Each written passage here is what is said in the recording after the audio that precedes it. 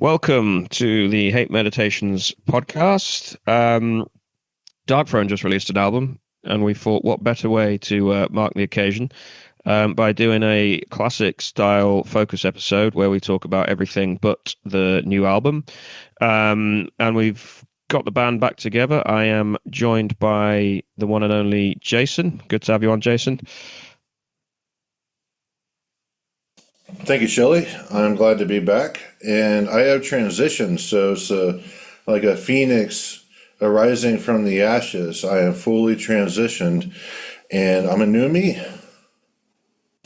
Good to hear. I'm very happy to hear that. Do you Uh, know how I've transitioned, Shelley? My body's still adapting to it. how did you transition? I starved myself for 5 days and exercised to get into ketosis. So it's a metabolic transformation. So yes, I'm feeding on myself. Right. Okay. So, for any regular listeners familiar with Jason's takes, expect some even more out there comments this episode because he's high on his own supply, quite literally. Like an Ouroboros eating itself. But yeah, ketosis is fucking, it's weird. Like you get through that transitional phase and you feel like complete ass. It's like having the flu without a fever. You're just complete lethargic and no energy, no strength even. Like I was carrying around books, boxes of books, and it wore me out, which doesn't usually wear me out. But yeah, once you get over that transition, you start feeling a lot better. And I've lost 10 pounds already due to this transformation. And in other news, I've caught up to you. I now have a master's in philosophy as well. So we are birds of the same feather, literally, in the philosophy side. Wow. Yeah. Well. Yeah. Congratulations both on the weight and the degree. By contrast, I have not gained or lost weight. I have not advanced in my education. I remain, as ever, a fixed point in time and space, and I refuse to budge.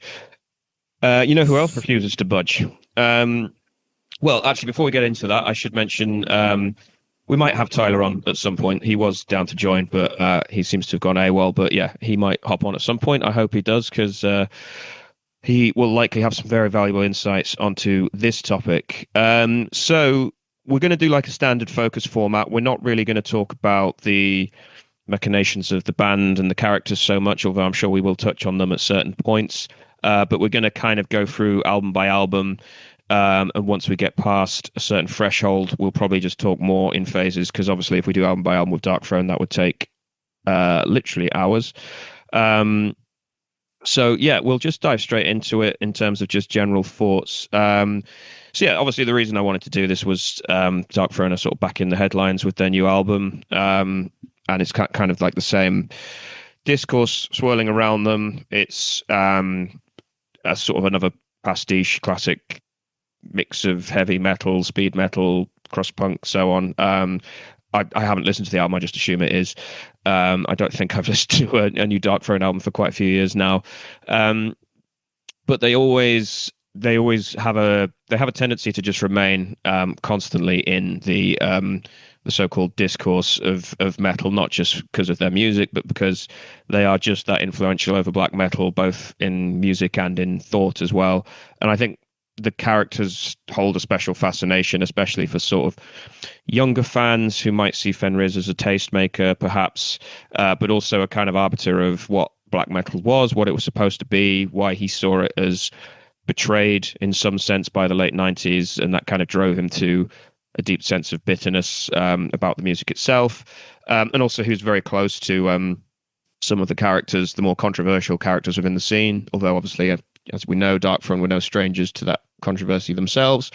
And then since then, they've kind of evolved into the kind of lovable granddaddies of black metal and almost metal as a whole now, because they do, as we mentioned, like take in a lot more of the classic styles, the pre-extreme metal styles, punk and US power metal and new album, and also like the old first wave black metal bands as well.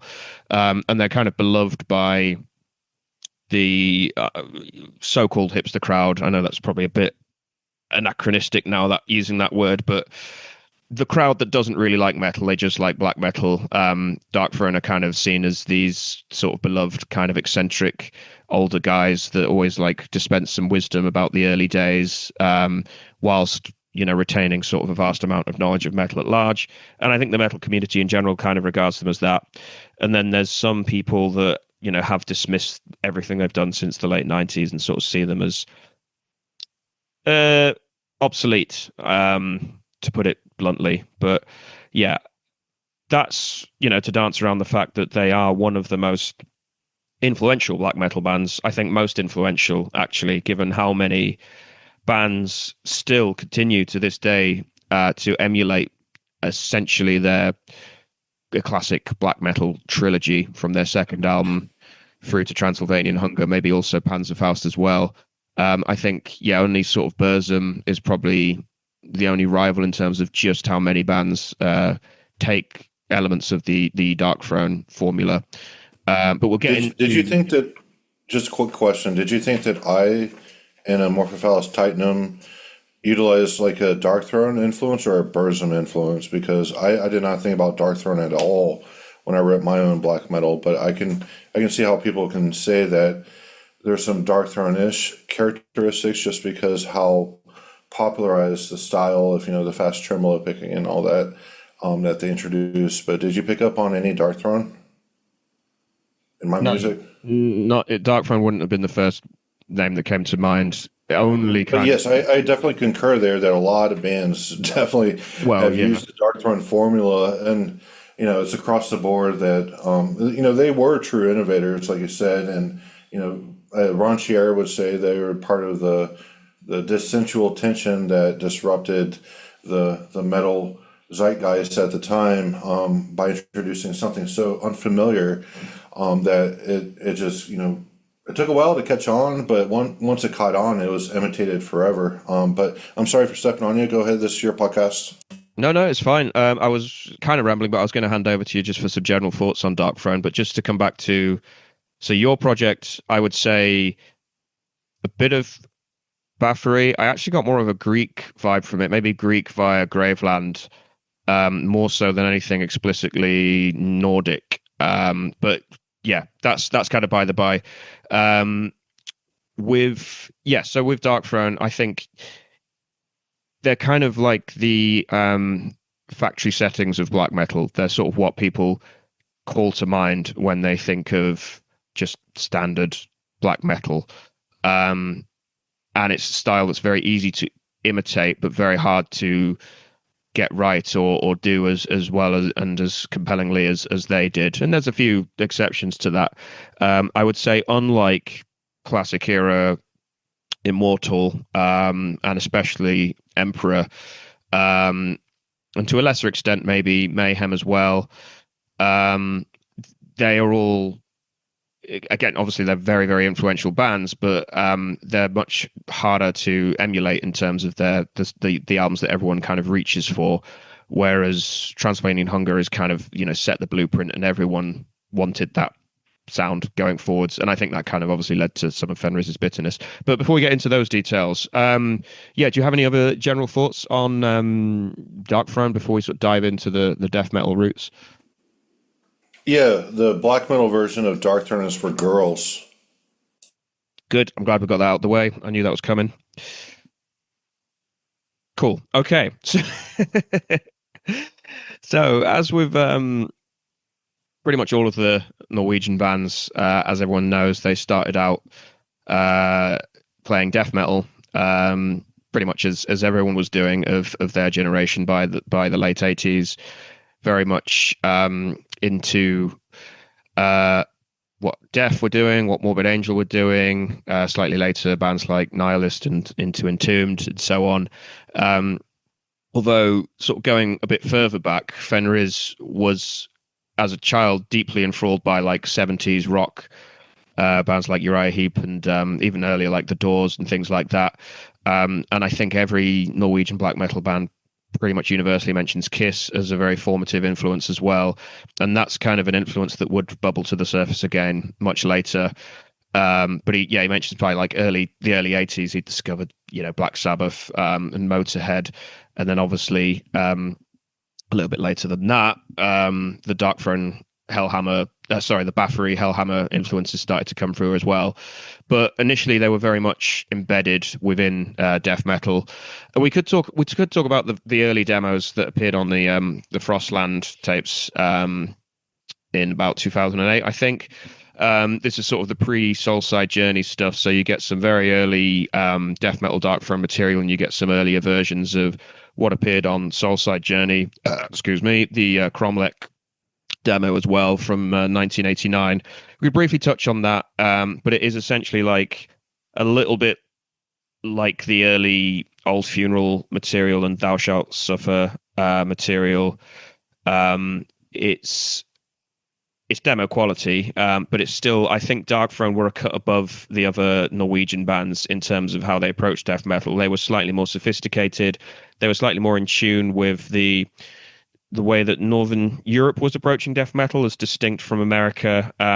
There's that kind of bleak Finnish weirdness that's identifiable, a touch of the kind of idiosyncratic Swedish melodicism that was kind of only latent at that point in bands like, as I mentioned, like Nihilist and Entombed and early Dismember and Carnage and so on. There's a little bit of that going on, and then it all bubbles up into Soulside Journey.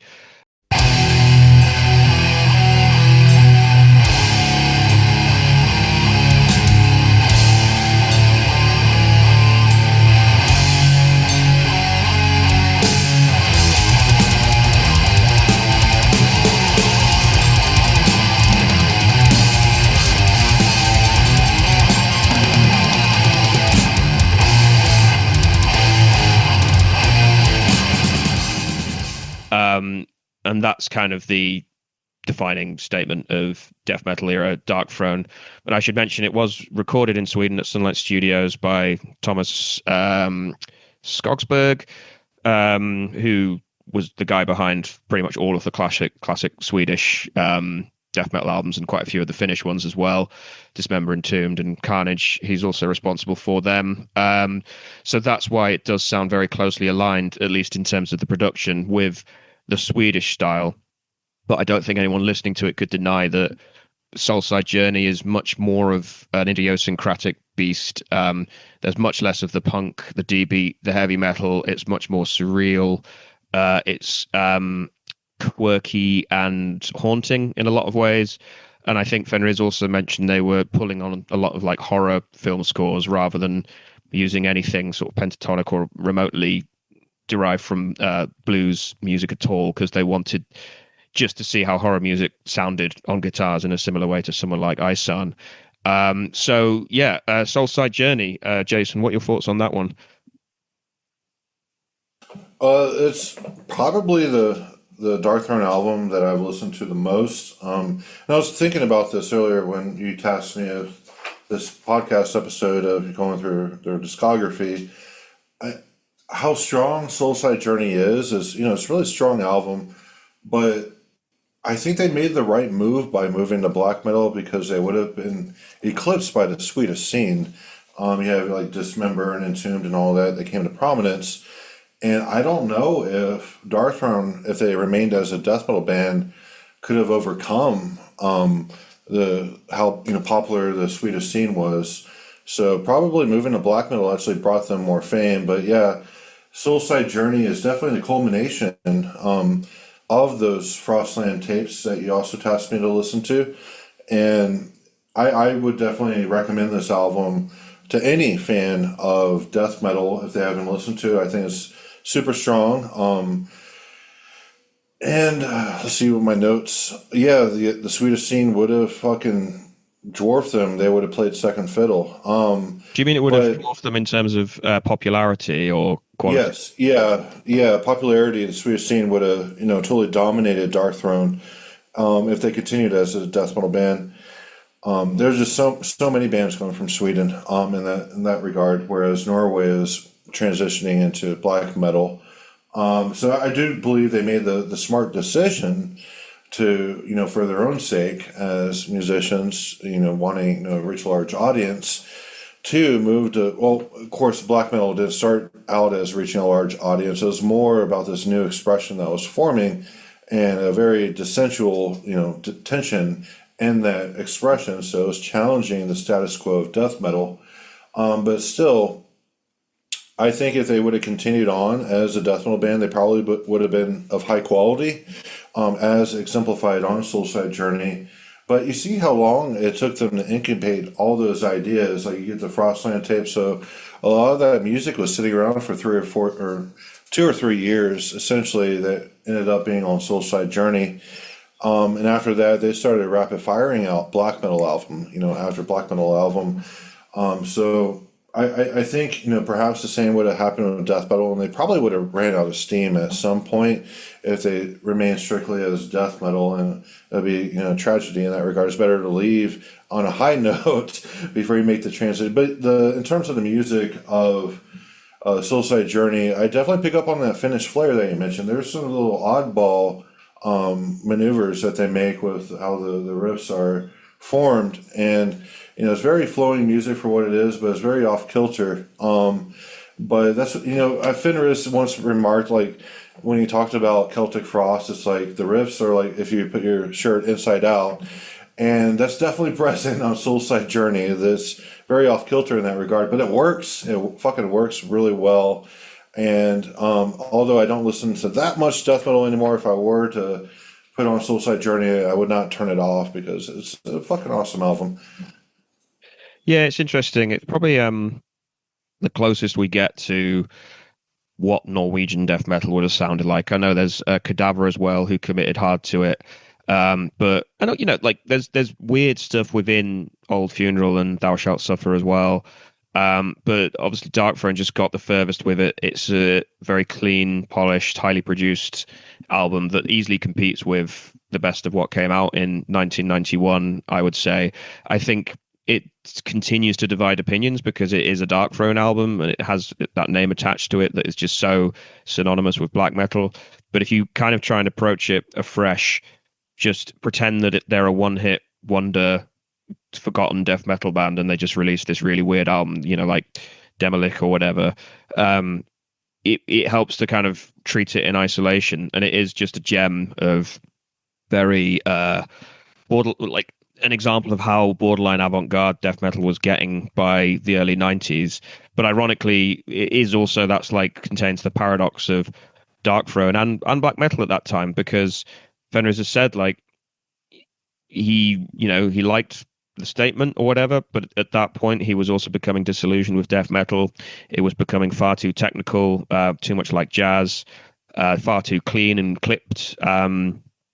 And he wanted to go back to that combination of Motorhead, Bathory, Celtic Frost, and a bit of punk. And he comments, I think it's in the book Evolution of the Cult by Dale Patterson, that he almost wanted to unlearn how to play the drums. And you can see that process occurring across the run of black metal albums that followed Soulside Journey.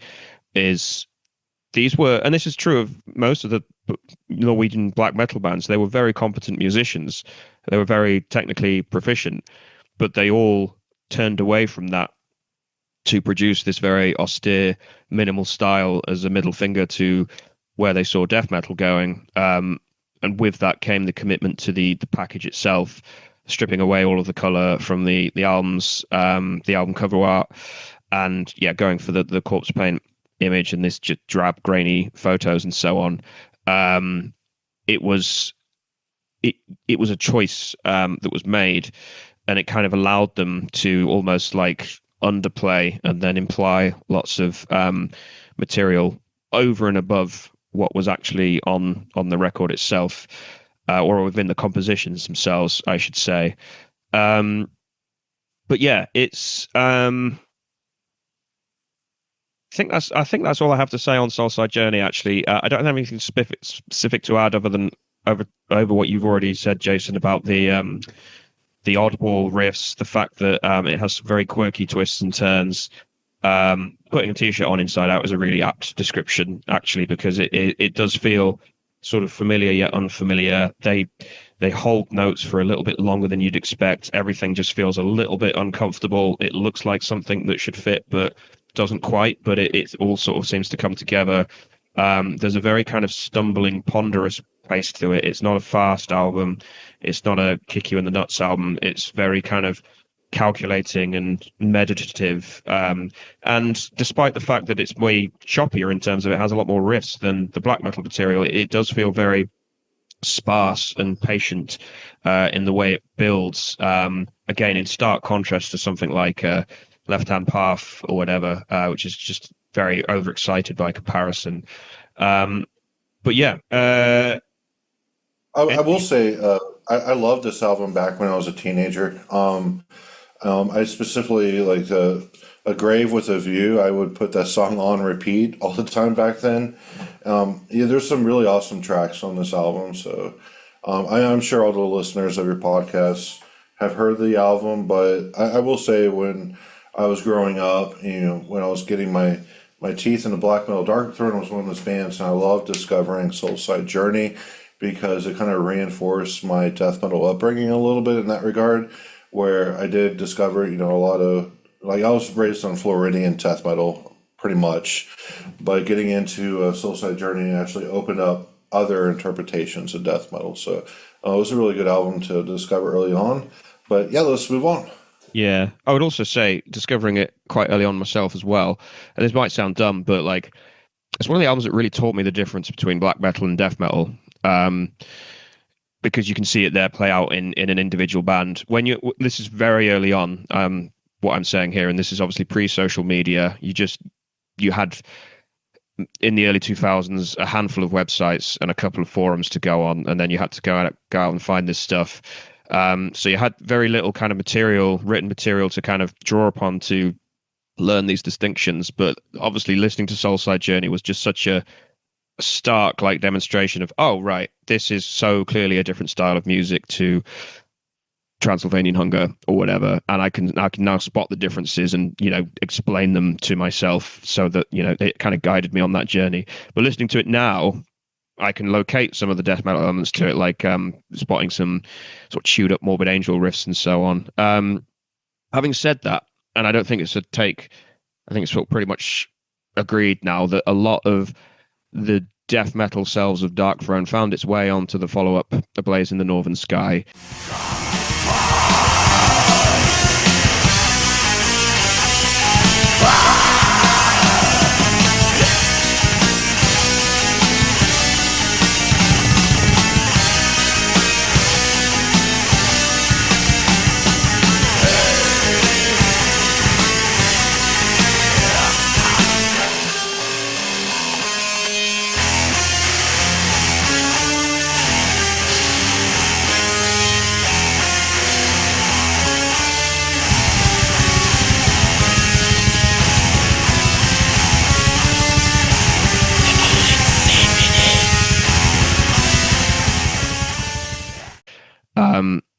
It's aesthetically, it's obviously an about turn. The production is much harsher. The black metal atmosphere has set in. The vocals have changed, and a lot of the riffs have flattened off to a great extent. The drumming is much more primitive. The whole delivery is much more primal, whereas Soulside Journey is more considered and meditative and philosophical. But A Blaze in the Northern Sky is covered in some sort of recycled death metal riffs. It twists and turns a lot more than the other Darkthrone black metal albums. But it was enough to make Peaceville call Darkthrone up and say, "What the flying fuck is this that you've delivered?" And this is when Darkthrone said, "Well, this is black metal. This is what we do now. We're eschewing the whole death metal thing." And Fenriz is still very keen to point out that it wasn't because of what Euronymous was doing. He was aware of the Live in Leipzig material from Mayhem. Wasn't released till a little bit later, I think, but the tapes were available to everyone in the Norwegian scene. He was very much aware of what Mayhem were doing and the influence they were having over the Norwegian scene. But Fenriz is very keen to point out that he came to that decision himself through a similar kind of path of going back over early Sodom, Bathory, Celtic Frost, Hellhammer, and so on, and deciding, as I mentioned, that he felt that death metal was becoming jazz. It was becoming too esoteric for its own right, and he wanted to just bring it back to this very primitive and almost like physical statement in a lot of ways. It's a very kind of youthful expression, but it obviously, it kind of changed the direction of metal as a whole. And I think A Blaze in the Northern Sky is probably the first kind of fully fleshed out Nordic black metal album that defined that style. Even though you do still find those death metal riffs in there, even some, I mean, I wouldn't call it doom metal by any measure, but steps that are unusual to find in a Norwegian black metal album anyway. You could liken it to something like Smile as well, because it has this creepy kind of lurching atmosphere, as well as these more kind of bombastic galloping moments spread throughout. And for the longest time, it was my favorite of the Darkthrone black metal albums, I think, because it's the most varied, both vocally and just musically. There's a lot more to it in terms of structure, ideas, melodic material, and it's quite a good kind of primer for that style of black metal in terms of getting used to the harsher production, the way the vocals sound, the sort of lack of bass, for want of a better word. It's very easy to kind of navigate compared to the latest stuff. And I think that's why people fall back on it. And just incidentally, I happen to be on the Metal Archives page, and it is the highest rated Darkthrone album, which I find interesting. I think that kind of does tally with my perception of it as like quite a good start for 10 for people trying to get into Norwegian black metal, as well as being one of the first. So Jason, what are your thoughts on this one?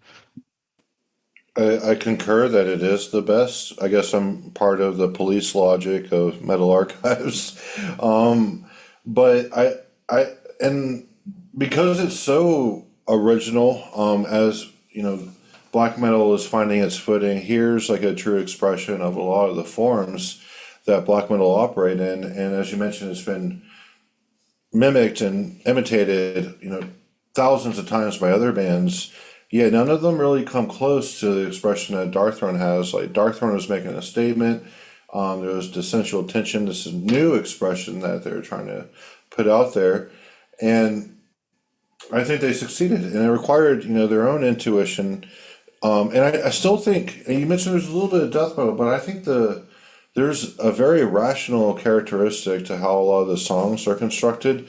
Like Etherian Life Code. It's like the heir to Celtic Frost, if Celtic Frost went like second wave black metal.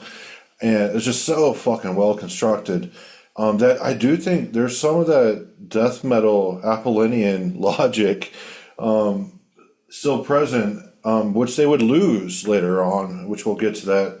But it's still very rational in how the songs are put together. Of course, a lot of the riffs and tunes absolutely fucking rip on this album. And I do... it's my favorite, just solely from Catherian Life Code. I think it's the best Darkthrone song personally. But one of the songs on this album, Where Cold Winds Blow, is one of those things that have been mimicked, forever in black metal. And like I said, is the people imitating the style that Darkthrone introduced. They're missing something as they reproduce that. They're missing, like, the intuition, the spirit, and of course, the time and place that the music came out.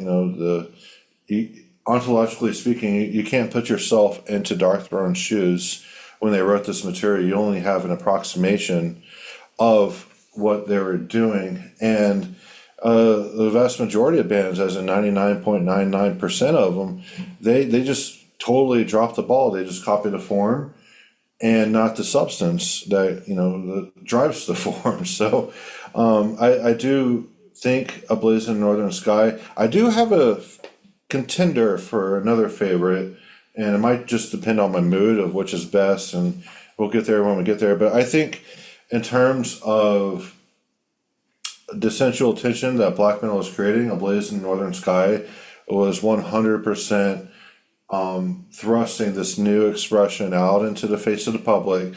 It wasn't really adopted or accepted in North America like it was in Europe. Like a lot of the people raised on speed metal and death metal, they thought it was really fruity, to say it lightly.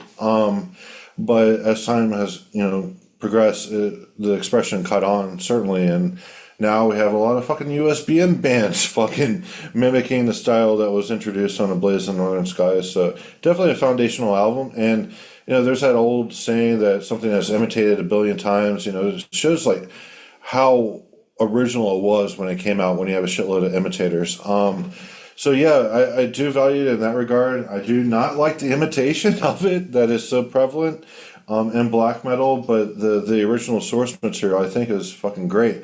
So yeah, from a black metal perspective of Darkthrone, I think this is the album for me. Yet there's another one that might be the contender for my number one, but we'll get to there. Yeah, I was going to say we've had many conversations with Paul Ledney about his opinions on black metal and the difference between Scandinavian style and what he considers to be the American style, and he'll often point to the bass and the fact that this is where they started to suppress the bass somewhat, and because Darkthrone's basically defined this style to a lot of people. Yeah, he has mixed opinions on Darkthrone, but that also just got me into just looking up. Yeah, my recollection was the bassist that was on Soulside Journey, Dag Nilsson. He contributed bass to this album, but then he quit after that because he wasn't just not into the black metal thing at all. He just did not understand it.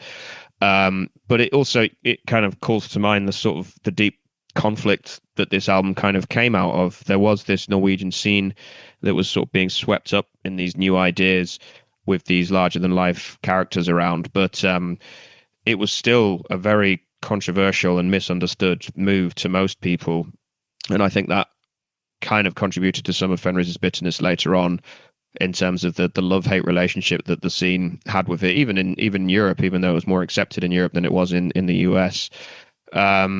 And yeah, this is kind of like the starting gun in a lot of ways. But yeah, I don't have much to add on a musical level, other than I would say more than the subsequent albums. One of the other things that I think captivates newcomers, especially, is that this album has a sense of occasion to it, a sense of kind of ritual and theatre that you don't necessarily get from Darkthrone albums in the future. There's a lot of moments where they build the tension and then they break it down, and there's either some spoken word stuff, there's a bit of clean chanting here or there, or the riffs are a little bit more obviously melodic. I would hesitate to call them anthemic in places, but I would definitely say like the close of the Pagan Winter has some guitar leads in there that are both haunting but also very sort of physically stirring, which I think the later albums they kind of cut that out and went for a much sparser kind of presentation. But yeah, pissed the record label off, pissed a lot of probably fans of the debut off at the time, but Fenris was very clear that was the direction they wanted to go in, and they weren't particularly influenced by what Mayhem were doing, and they obviously, in terms of recorded material, they beat most of the other Norwegian bands to it in terms of really kind of framing what Norwegian black metal would and could sound like. Yeah, I don't think I have anything else to add on that, so we'll move on to Under a Funeral Moon.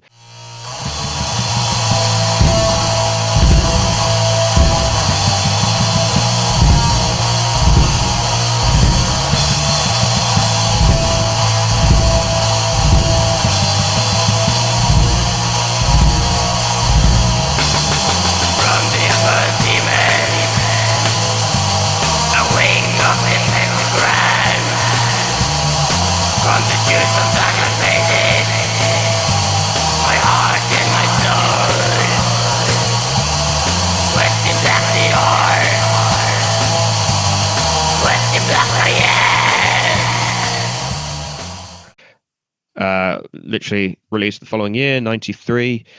This is the one that is probably the first full-blooded like Darkthrone black metal album, and I think it's probably the one that is even more imitated in terms of just the overall presentation, the riffs, the general. Would you say it's the decline of Darkthrone? I wouldn't go that far, no. Well, they have like a self-referential song, unholy black metal. And usually bands that do that is that's the start of the decline, if not already declined, when it becomes self-referential. I Okay. mean, there is, but I still think they were still pretty young at this point, and they were still.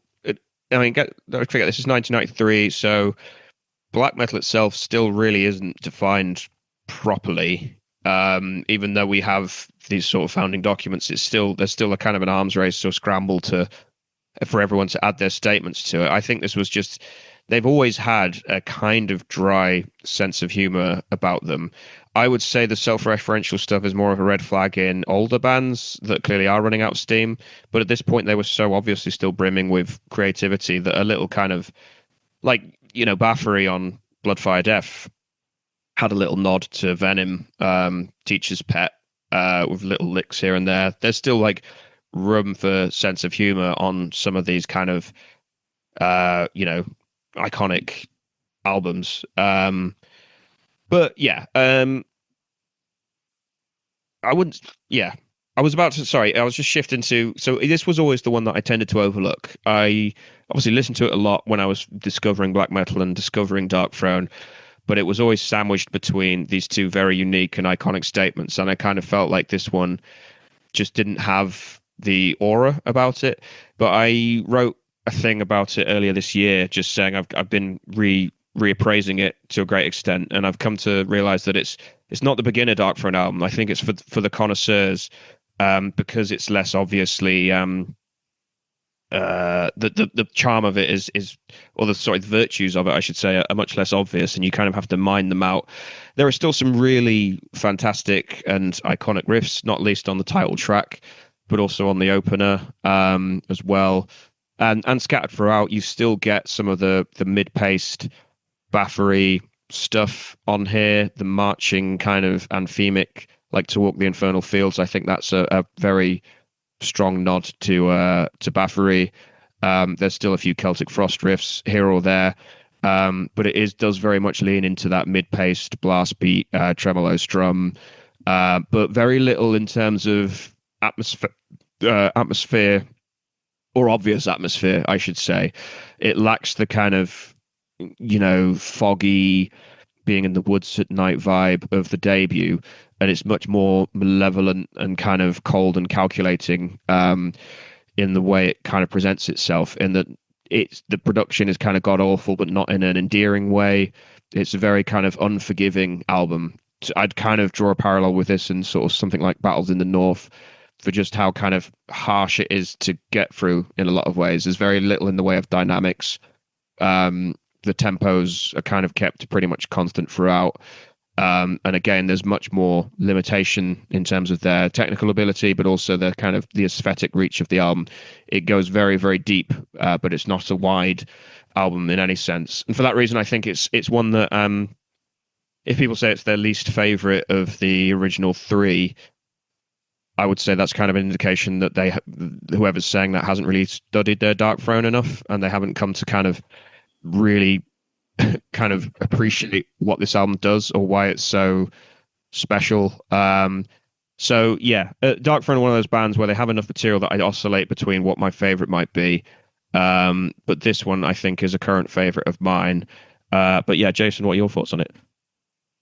Well, I do not think Transylvanian Hunger is better than Under a Funeral Moon by any stretch. But yeah, I this is one of those albums that, granted, I need to clear this up before I go further into this podcast. I really have not listened to Darkthrone seriously since I was like 19 years old. Darkthrone was one of those bands that was a gateway band for me, and I moved on since that phase. So listening to their discography before this podcast, I was like, oh yeah, this is why I like Darkthrone, and jogging my memory and all that. Under a Funeral Moon is fucking fantastic. There's You mentioned Bathory and a little bit of Celtic Frost. I pick up more Celtic Frost than Bathory. Personally on it, I think they're the heir to Celtic Frost, like I said before, in a black metal format, and they've exceeded that very well on Under a Funeral Moon. But I was thinking as I was listening to this, we don't really see like these mega jump forward, like leaping forward as we do with Burzum releases, where it's like these, you know, really innovative ideas every album and every release, including the EPs. We don't really see that as much with Darkthrone, but what we get is a really like, a Blazing Northern Sky solidified, the black metal second wave expression of the forms that we have come to know over the past fucking 30 years. And Under a Funeral Moon continues that, and some of it could, is at a little bit higher level than A Blaze in Northern Sky. But what gets me, being that I've come more into the camp of Celtic Frost, is I think when they delve into those influences of Celtic Frost, that's when it's like the highlight for me. So I do view Under a Funeral Moon as a really good album. And it's a good follow-up to A Blaze in Northern Sky. It does not move the benchmark as far as what Burzum did. However, for what it is, it's fucking, very solid. And it's a great album in that respect. So it's one of those albums that if I were to put it on in the background, I would stop whatever I'm doing and actually listen to the music. Whereas a lot of the other Darkthrone albums, I can't say that. I'll just put it on in the background. Like I've been at parties and stuff. They'd play Darkthrone, and it'll be one of the albums after this, not the late period Darkthrone, that everyone's just talking, and then you just glance. It's like you have the atmosphere and the texture of black metal without really having to pay attention to it, because it's not really saying much. But yeah, Under Funeral Moon's a good album. Definitely better than Transylvanian Hunger, and there's your segue into the next one. Well, hold your horses. I was just going to say it's interesting that because I think they wrote A Blaze in the Northern Sky in basically 6 months, if that, and they probably had quite a lot of the riffs already lying around. I think Under a Funeral Moon they wrote in about a year, so twice the amount of time. But as you mentioned, like it doesn't have the sort of leap in innovation that you would get from Burzum albums with about the same interval of time. And I think that's interesting because Darkthrone are kind of the popular example of really exploring an idea, a single idea in depth. And they would take that to extremes with the next album, but here we still see it's still a metal album. And you can hear that through the influences we've already discussed. The first wave influences. There's still it's still very riff driven. It does have some of that trance-like feel to it, but it is still discernibly metal. It has guitar solos. It does have the odd tempo change. The riffs flow into one another, and there's variation in technique. There's not a lot, but it is there. But it is also kind of the least. What am I trying to say? It does the bare minimum to qualify as that. What they're going for is something slightly different. And sort of behind what I'm trying to say there is someone like Iljan would take this to its absolute extreme and use what is, literally metal or punk techniques, but arguably not really write what we could call metal music in any sort of logical use of the term. Whereas Darkthrone are kind of the popular example of that because not everyone knows about Iljan. But yeah, they're the kind of the bedrock of where this is going. And Darkthrone were kind of blazing that trail, I suppose. But yeah, leading into Transylvanian Hunger.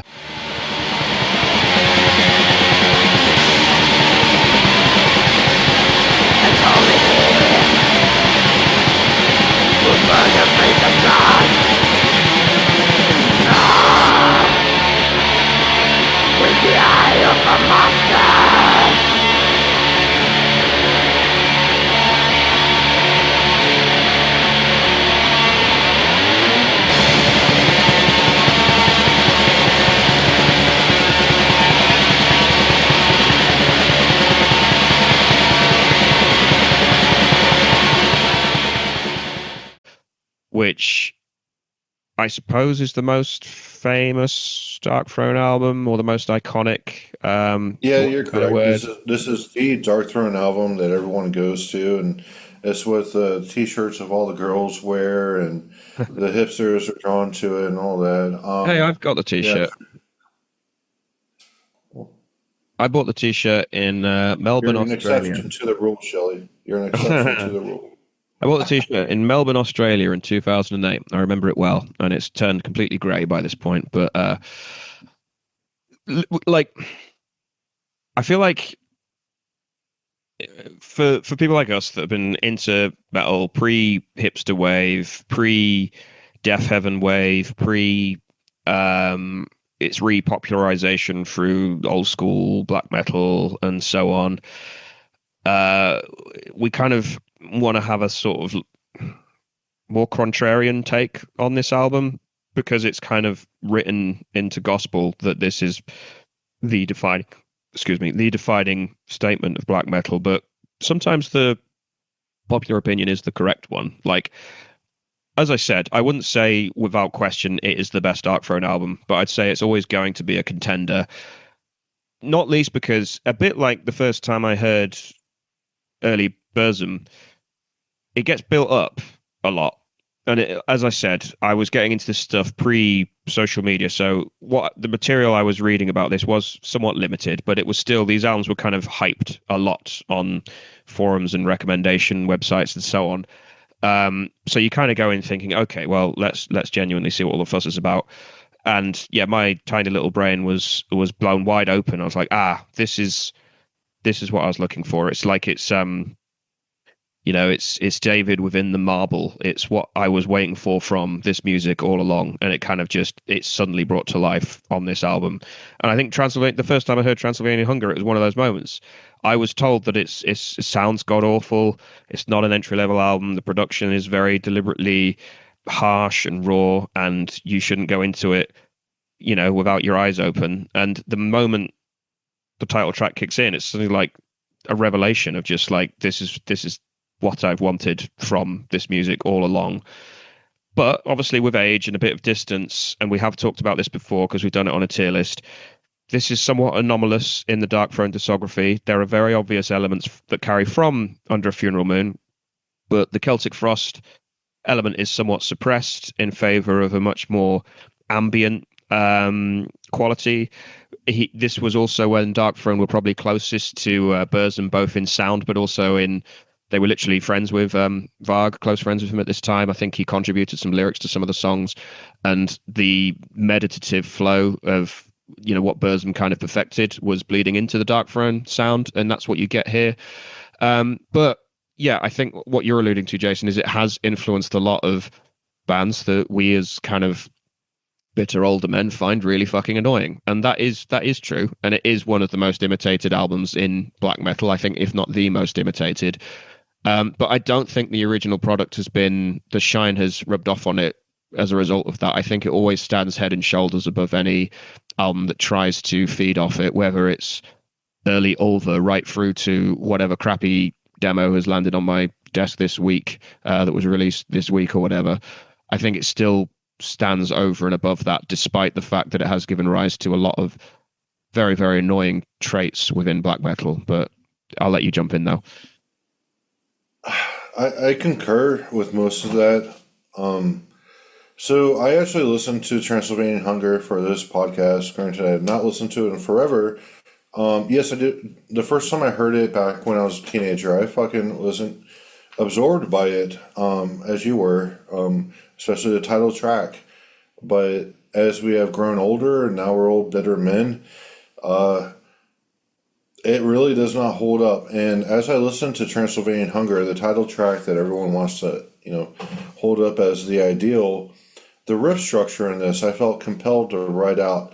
There's an A riff that goes into a B riff, which goes back into the A riff, and then back to the B riff. And then we get a C riff, and then back to the A, and then the B, and we end with the A.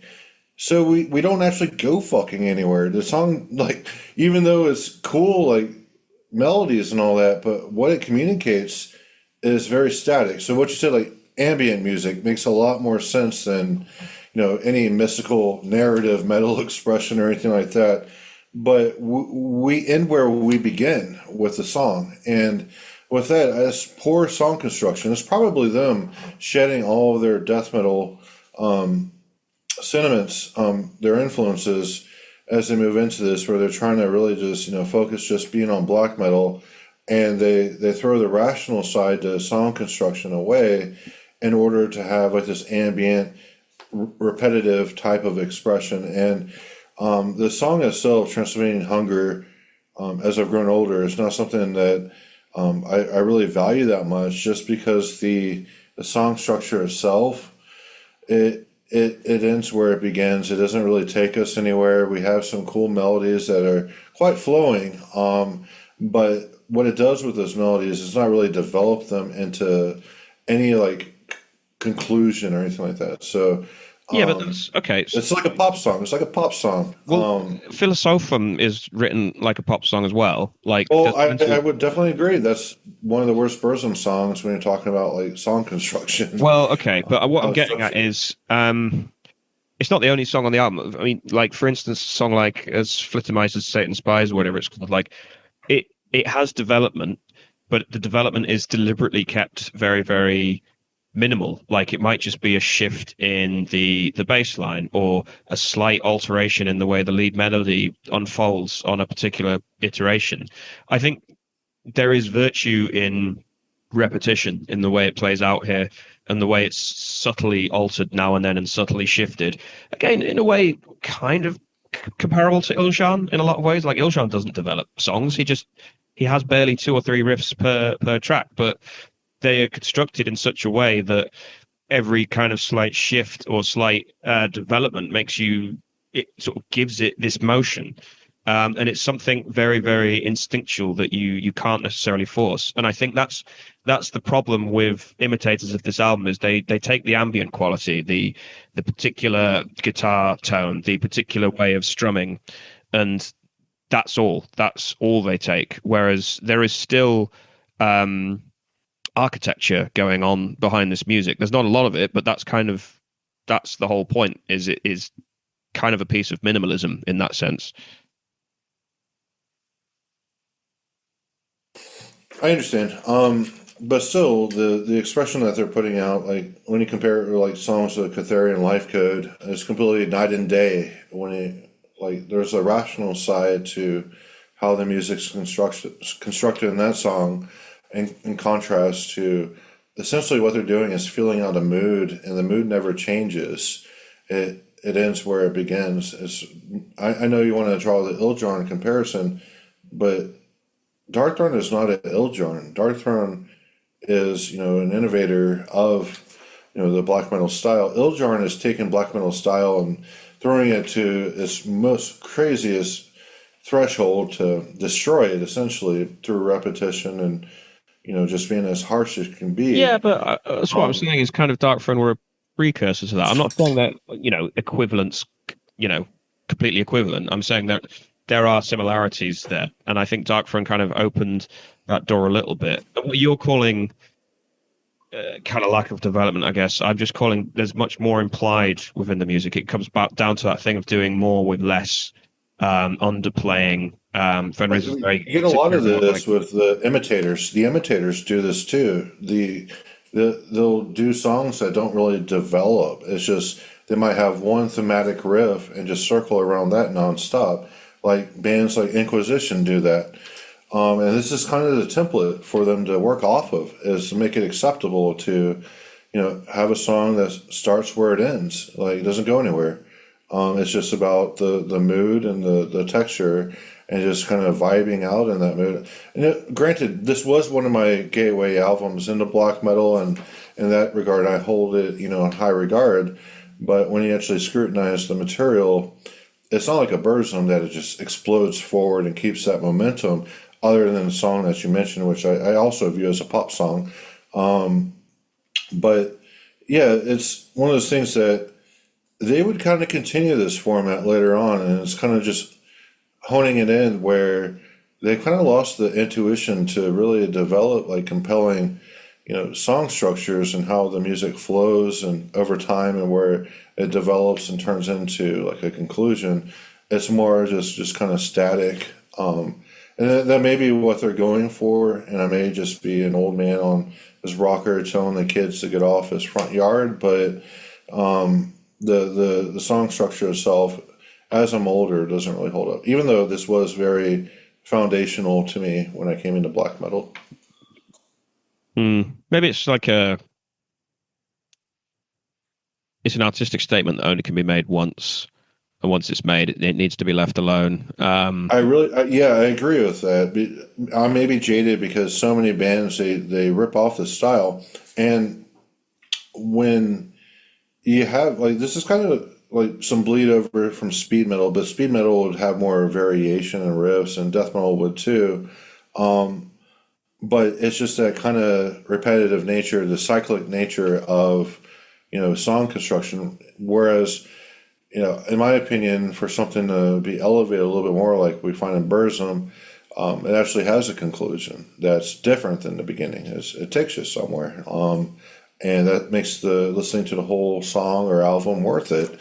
Is where it takes you somewhere different than where it begins. But that's my criticism about Transylvanian Hunger. No, that's fine. I think this not the first time. Oh, it may be the first time they did this, but not the last time. Yeah. I mean, we can sort of move on because I think we're going to have a similar discussion about Panzerfaust, but like maybe not. But what you're calling it doesn't take you anywhere. For me, no, we're going to have the same exact discussion with Panzerfaust because I did the same thing. I listened to Vind Av Sorg, and which is very compelling riffs, right? But let me tell you the song structure of that. It goes A, B, A, B. Then we get to C, something different. Then B, A.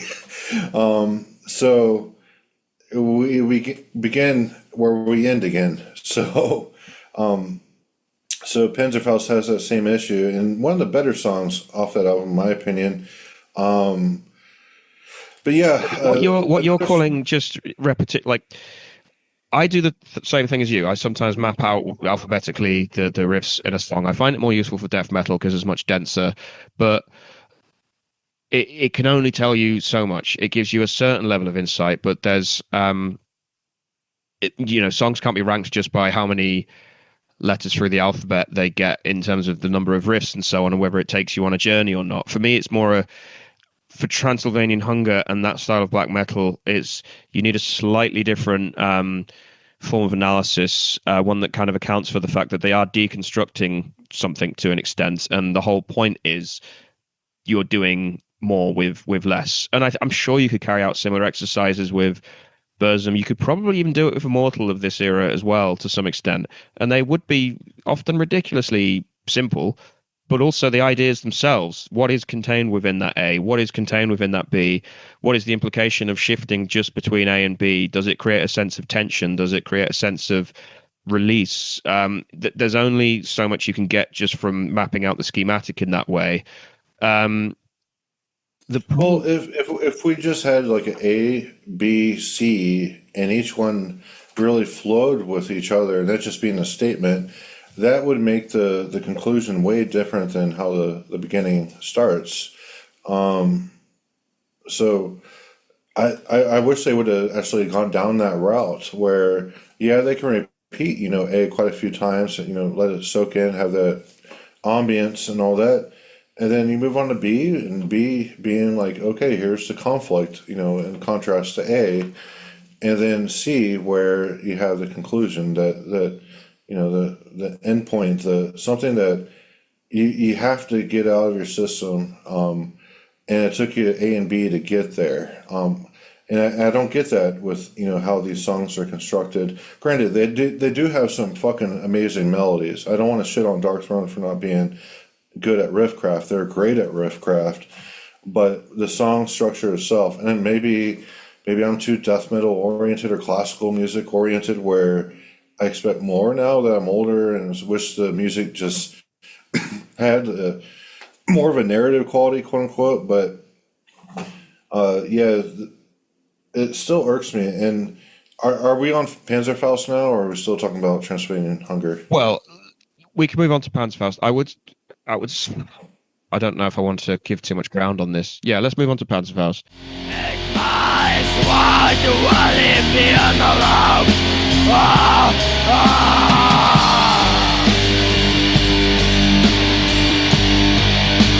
I feel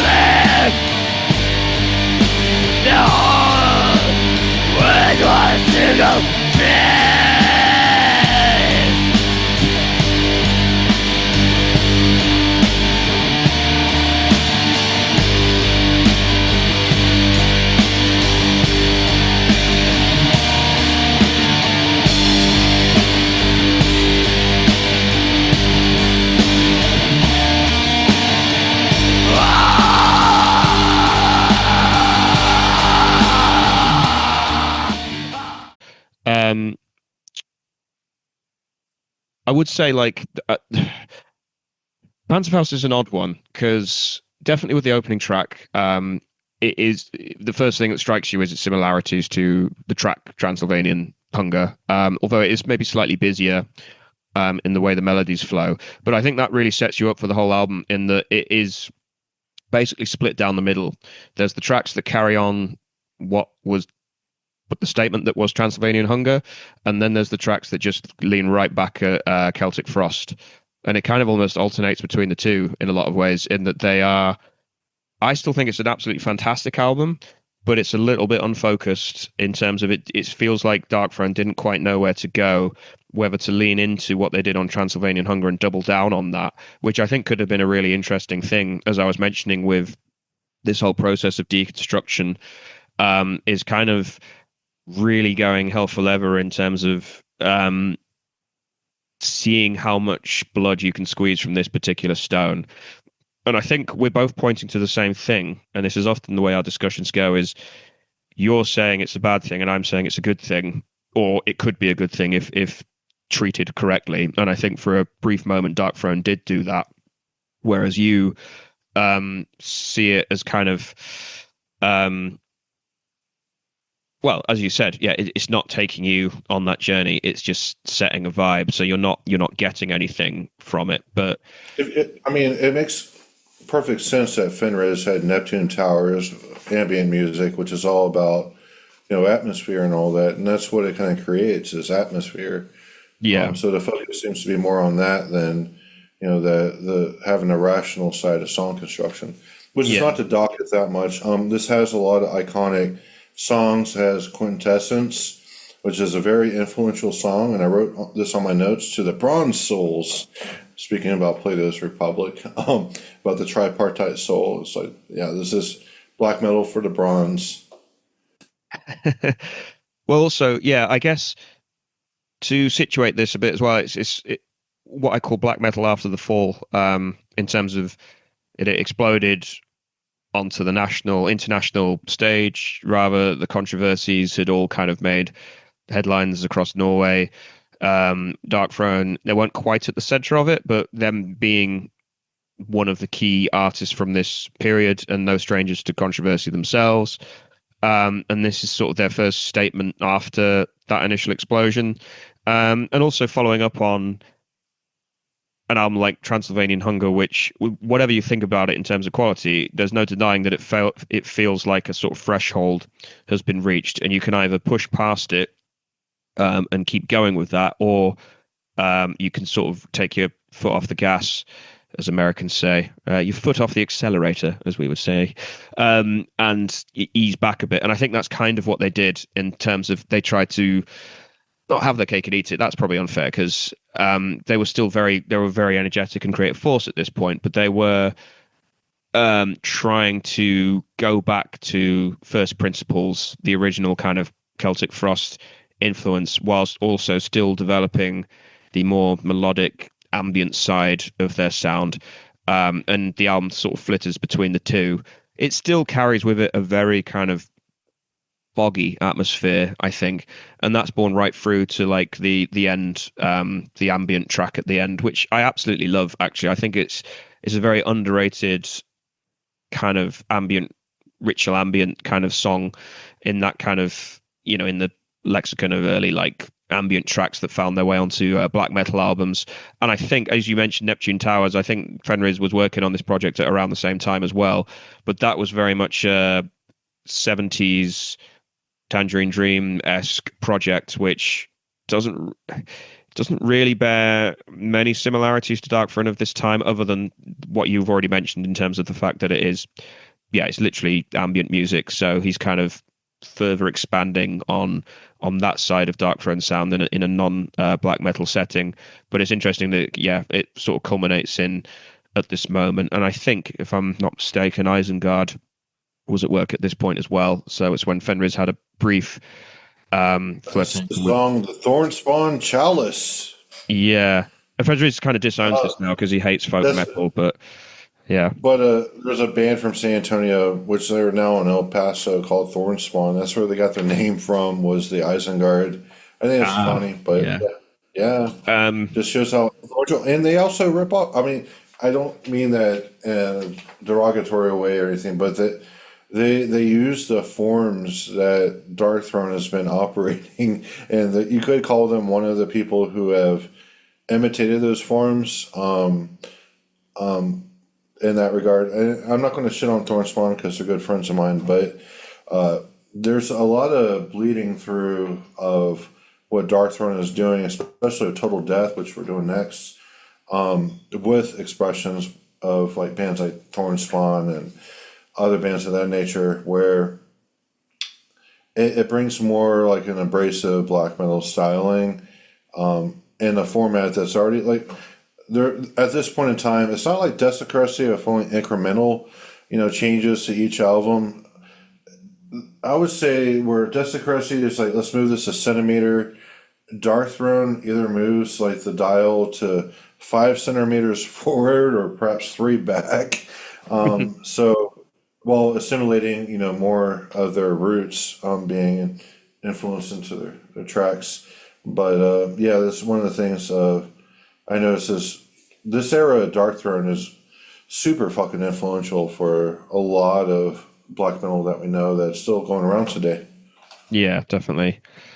So yeah, we can move on to Total Death. I mean, there is the Goat Lord release. It'll kind of draw us back to the death metal era, but just the rehearsal tapes that would have been the follow-up to Soulside Journey that never really saw the light of day, and then Fenris infamously recorded some retrospective vocals for it, and that's all I'll say about that. Oh no, sorry, that was released after Total Death. Apologies, but it doesn't really matter because it was earlier material anyway. So Total Death. It's Goat Lord is the only Darkthrone album that I own on vinyl. Wow, but that's the most controversial thing you've said all episode. Well, I bought it when I was a kid and didn't know better, but I didn't know that Fenris would sing like a woman. But it's a very goofy album, and it's more death metal than anything else. But it's one of those things that it's an oddity. Perhaps it should have stayed in the archives and not released. But it's I actually really enjoyed listening to the Goat Lord. It's called Goat Lord Original on Spotify from 2020. It shows the music in a better format. So I got it on CD, but it's the vocalized version. Anyway, Total Death. The rockin' black metal. And what am I doing here? I'm sort of speeding up the riff, and playing it fast like this. It's like I'm retarded. I don't know what I'm doing. I could so much better have wrapped this song up with some other heavy, slow part or mid-paced part, but then I go like the last verse in that fucking song. You go around the Christmas tree like suddenly really fast. I fucking hate that. So this is one of the reasons I always slag Total Death. Yeah, that riff. The way I played that fast, no, it's not gonna work. See ya. 1996. So this is probably the album where most people see it as like the end of classic black metal era Darkthrone. But to be honest, it's the one I'm least familiar with, and I often overlook it by just skipping forward a little bit to the sort of turn of the century stuff. But I do remember listening to the version of this on YouTube with Fenris's commentary over the top. and it is a funny listen. If you have time, I do recommend checking it out because it's just the album played with him sort of talking over and going through some of the history of it, and the recording process behind it. But a lot of it is him just coming down really hard on the album, saying like, "Yep, boring thrash riff, Celtic Frost ripoff, back to boring thrash riff." He's just very, very bitter about it because I think at this point, they had started to become very disillusioned with black metal. As I mentioned, the controversy had already exploded. At that point, you start getting imitators come in to emulate the look and the feel, and Darkthrone being so central to defining the sound, but also, as we've mentioned, very easy to imitate to some extent. But yeah, it's indicative of how disillusioned they were becoming by this point, because it's not a bad album by any measure. It's just clearly the most sort of lackluster and Darkthrone on autopilot. Although now I say that, I was listening to it the other day in preparation for this, and although I infinitely prefer Panzerfaust, it's a superior album. Total Death comes together as a unit much more. The more euphoric kind of black metal elements are much better integrated into the more traditional, what I'd call riff-based metal, the sort of pre-1990 influence, the old school black metal that was Darkthrone sort of carried forward. The two elements are much better integrated here, even though individually none of the kind of riffs stand out in the same way as the previous album, and it does feel like they're kind of doing color by numbers by this point, in terms of the formula's now been set and they know how to do this on autopilot, and you can tell they're starting to actually genuinely resent it to some extent. So yeah, Jason, what are your thoughts on this one? Yeah, so Total Death, not really a big fan of it. Granted, this is I left the Darkthrone camp when I was 19, as I said, and I've had a few drinks, so if I repeat, I apologize. But it's still, some pure black metal expression that they solidified. I also hear a little bit of speed metal in it, so I think this is actually the break where they're starting to go back to their roots a little bit, which they'll do a lot in their later career.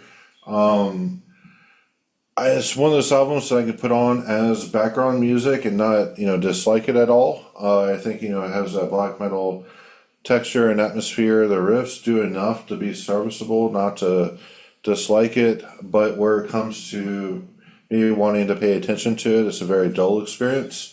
And in my notes I wrote, because I've been reading so much Jacques Rancière, Darkthrone are cops and no longer dissensual, is what I wrote. So at this point in time, Darkthrone have become cops. They're part of the police logic that Rancière outlines in his theory of the distribution of the sensible. So the cops are what uphold and reinforce the distribution of the habitual notions of what's most familiar. And that's what they're operating in here. So yeah, they're cops at this point. Fenriz is, Texas Walker Ranger guy at this point in time. Walker Texas Ranger. But yeah, I think that's a more articulate way of kind of saying what I was saying, in terms of they have the formula set now and they kind of just it's just they're operating within what's already familiar. They're not really challenging it in any meaningful way, which Rancière would call police logic. So he's a cop. So yeah. All right, let's take a little break. I'm gonna drain my wee, grab some beers, and probably smoke a cigarette in 2 minutes. So cool. I'll be right back. See you in a bit. Yes, sir. So I was going to do the next 4 kind of in a chunk, although we can call out individual albums. And then I know you haven't really listened to anything beyond that, so I can kind of quickly cover that off, and then we can. You said you have some questions after that, so we can do that. So yeah, I'll just carry on. Okay. So after Total Death, and we mentioned they put out the Goat Lord stuff. They had a brief hiatus for a little while, and then returned in 1999 with Ravishing Grimness. And at this point, we're not really going to go album by album. We might sort of start doing them in blocks. And for me, I always kind of mentally partition the next 4 albums, what I call turn of the century Darkthrone. So that's Ravishing Grimness through to Sardonic Wrath. And for the first 2 of these, in particular, Ravishing Grimness and Plague Wielder, I think Fenriz has sort of referred to these as like his like darkest moment, or his deepest kind of expression of despair. Mostly at kind of the state of metal, black metal, and his sort of hand in it. And I guess I haven't really talked much about Nocturno Culto in all of this because he's obviously like the other pillar of the duo. My friend, rest in peace, Alan Moses.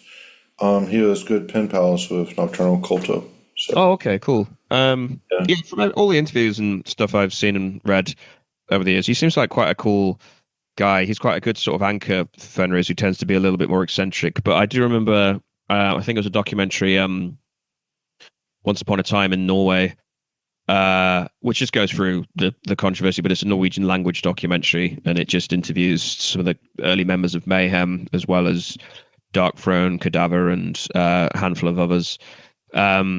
But he's interviewed for it, and he sort of towards the end, when they've sort of covered off what happened and why it might have happened and so on, and Euronymous as a person, Varg as a person, he kind of just bitterly laments like wishing that they'd kind of stuck with death metal. And he kind of just says off the cuff, with death metal, you don't have to think. And he obviously means ideologically or philosophically, not musically, because at least the death metal that they were playing was much more technically complex than their black metal selves. But by this point, they were so ideologically drained. And I don't mean ideologically with a capital I. I mean the speculation or the arguments over what black metal meant, its ties to Satanism, its ties to paganism, its ties to proto-fascism, the church burnings, the murders, the media hype, everything. And bearing in mind, again, they weren't that old at this point. They were still, I think, in their late 20s, maybe. Let me think. I think Fenriz was born in 71, so he would have been in his 20s, basically. So pretty young. And I think, they were both carrying this sense of deep disillusionment with them. And the result was these 4 albums. And I think the first 2, Ravishing Grimness and Plague Wielder, are the 2 that still carry some very obviously identifiable black metal riffs that, they could have found their way onto the albums that preceded them. But Fenriz very deliberately delivered the most bare bones kind of basic drum tracks possible, even more so than maybe arguably Transylvanian Hunger, in that there's barely a fill, barely a tom roll. Go on, sorry. Yeah, I view this as Ravishing Grimness as the follow-up, like the sequel to Transylvanian Hunger. But unlike most sequels, it is not the Empire Strikes Back, so not as good. Empire Strikes Back is a better sequel than A New Hope, just putting that out there. But it does have some more popular songs like the song Lifeless, but by this point in time, Darkthrone is more important as a brand than a musical expression itself.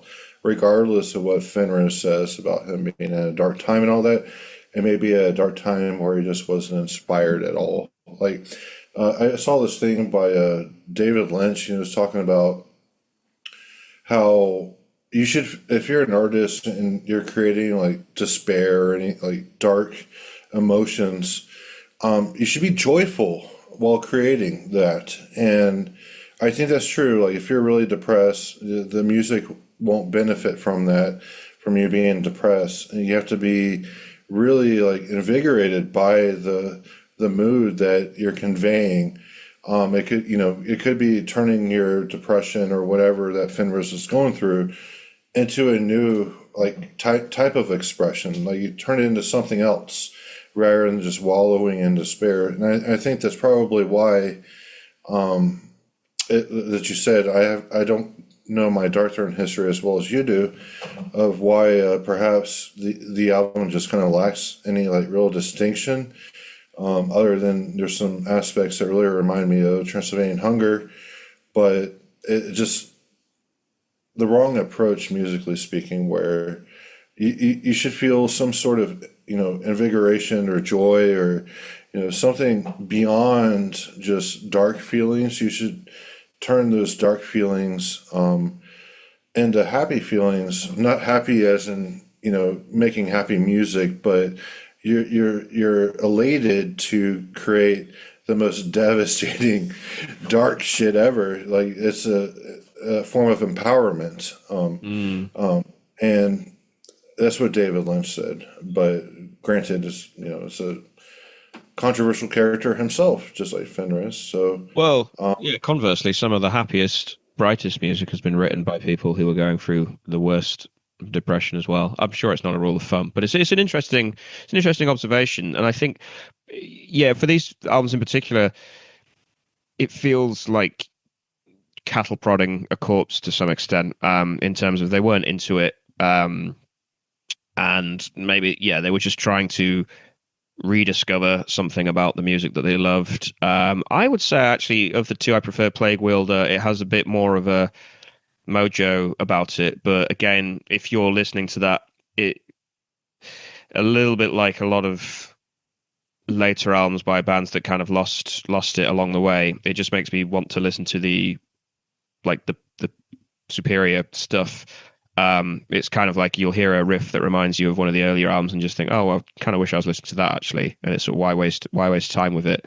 I'm treating them as a block, but there is a marked distinction between Plague Wielder and then Hate Them, which is I think one of the first Darkthrone albums I bought after the original, kind of the classics.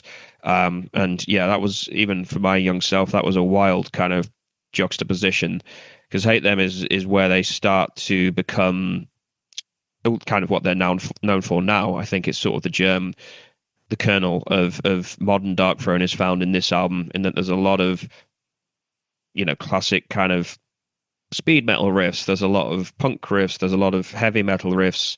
The lyrics are much more self-referential. They're very obviously directed at certain trends and certain individuals or certain tendencies within the scene, that rather than just dealing with their own bitterness about it, they're starting to strike back, and it's becoming meta, for want of a better word. Sardonic Wrath, less so. That's a much darker album again, but it still has a lot of kind of heavy metalisms, I suppose you could call it. I think there's a track about what's it called, Straightening Sharks in Heaven. I think that just has a very sort of almost like a Dark Iron Maiden galloping riff to it. Few others on there that are very obviously like sort of early speed metal punk derived stuff. But yeah, this is sort of the start of meta Darkthrone, for want of a better word. What are your thoughts on them? Well, for Plague Wielder, I've tried listening to the album numerous times, mainly because one of the songs is called I Voidhanger, which I was on that record label. Yeah. But it's one of those albums that I just cannot make it through. So I've actually listened to Ravishing Grimness in full, but Plague Wielder, not so much. Hate Them.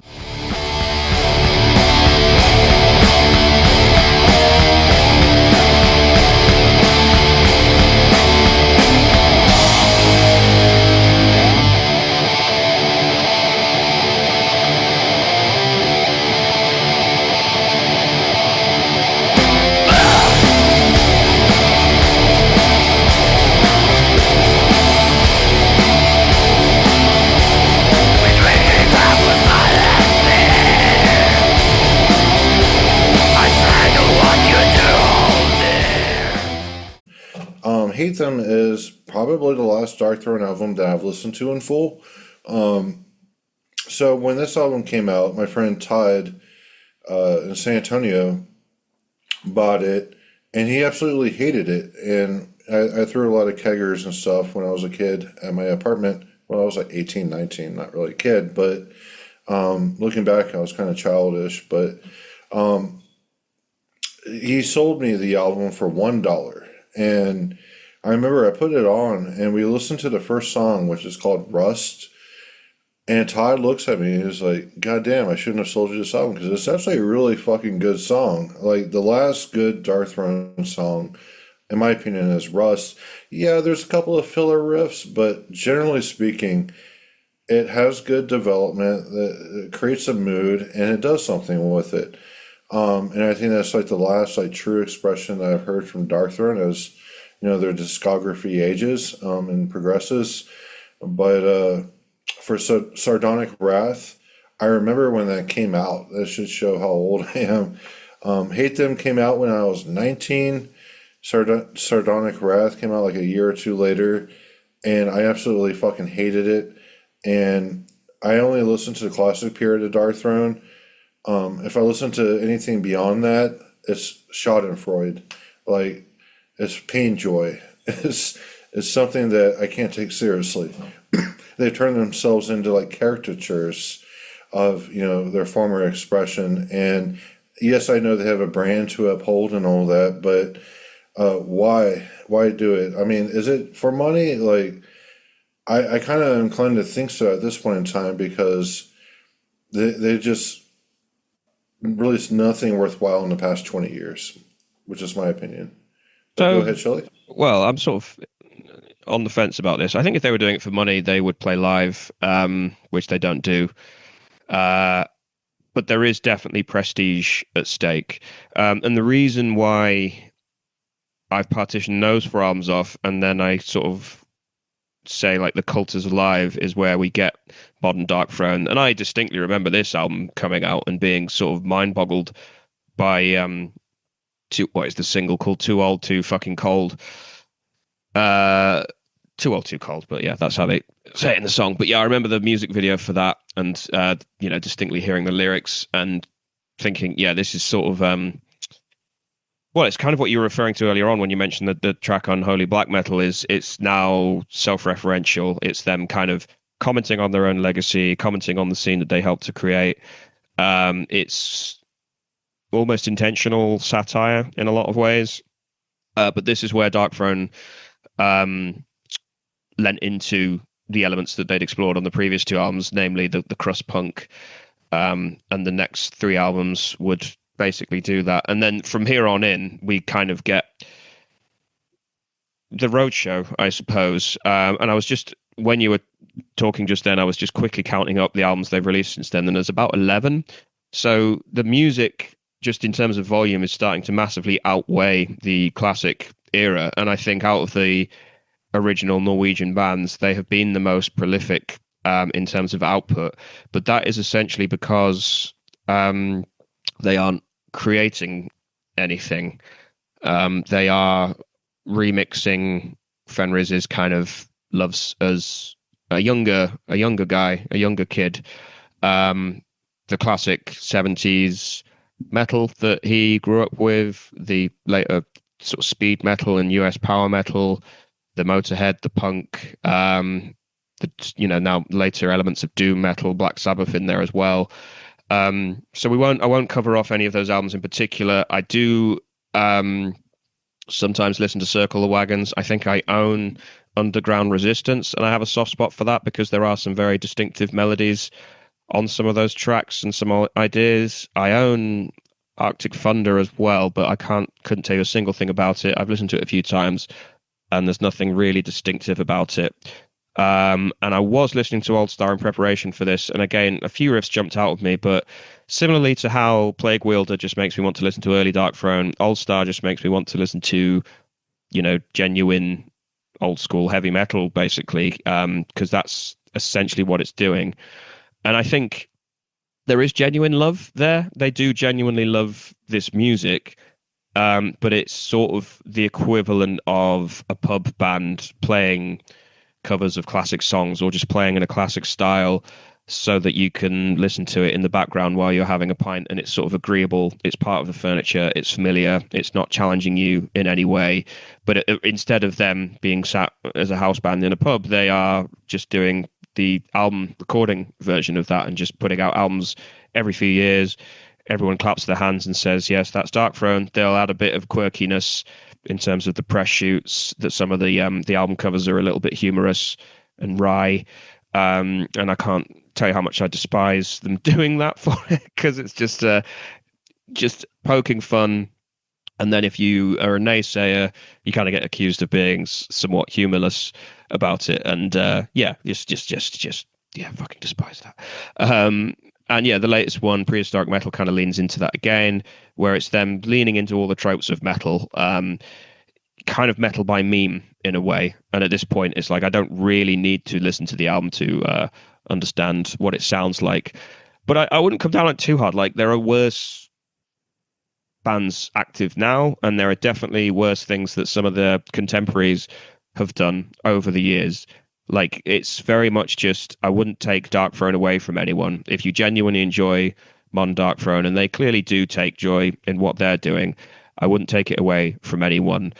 But at the same time, it's annoying that one is still asked to form an opinion on it when there's really not any opinion to be had other than just they clap their hands every few years. They summon up all of the usual elements of classic metal and punk that we all know, remix it, rehash it a little bit, and spit it out and regurgitate it and so on. And it's not really worthy of any deeper kind of critical attention, I don't think. So that's all I have to say about that. Did you have some follow-up questions, Jason? Yes, I do have follow-up questions, and I do not want to speak about later Darkthrone because, as you mentioned, I think it was very apt how you summarized it being pub metal. I apologize, I have had a bit of alcohol, keto-friendly alcohol, because I'm on that diet. So the questions that I have are just general questions, not to be taken too seriously, like later Darkthrone, but why does Darkthrone click with so many people? Is it because they are safer than bands like Burzum? And I think that is a yes. Darkthrone is a safe Burzum. Would you agree with that, Shelley? Yes, but I don't think that's necessarily because Darkthrone at their peak was inferior to Burzum at their peak. I think it's just Darkthrone landed on a style that was easier to imitate. There are plenty of bands out there that imitate Burzum, and similarly, they don't do it as well. But you can definitely hear when someone is trying to write a Burzum riff, and this goes all the way back to something like Forgotten Woods. But there are fewer of them because Varg had a more idiosyncratic style. But I wouldn't say Darkthrone were generic. It's almost like they created the idea of being generic. I'm trying to think of a solid analogy to draw here, but it's someone that sets all the standards for a genre, and someone that breaks them. I suppose you could say something like, I don't know, classical era Mozart, Haydn set all the standards for what like a symphony or a piano sonata and so on should be, and then Beethoven began the process of dismantling them. That's probably an analogy that you could jump on straight away because I've just mentioned classical music, which I'm surprised you haven't mentioned so far. But that's kind of the closest thing I can think to kind of draw on. And for that reason, Darkthrone will always be easier to imitate in that way. And it kind of goes back to what you were talking about with Transylvanian Hunger. It is very simple music, technically speaking, and on a compositional level, there really is not much to it. And I could probably pick up a guitar and within a week have something approximating something that looks like a Darkthrone track, but it wouldn't be anywhere near as good as what Darkthrone did because it wouldn't have those layers of implication and that level of deconstruction that I was mentioning earlier, and the way that the same flow and the same, the way it was delivered as well is very kind of architectured and very deliberate. And it's a different side of the coin to what Burzum were doing, I suppose. That's a good answer. Yeah, I definitely agree. Like Burzum may be more expressive and continually like redefining the expressiveness of what can be conveyed through black metal, whereas Darkthrone, they establish the format and just kind of stuck with it. They do have some variations here and there, but that's it.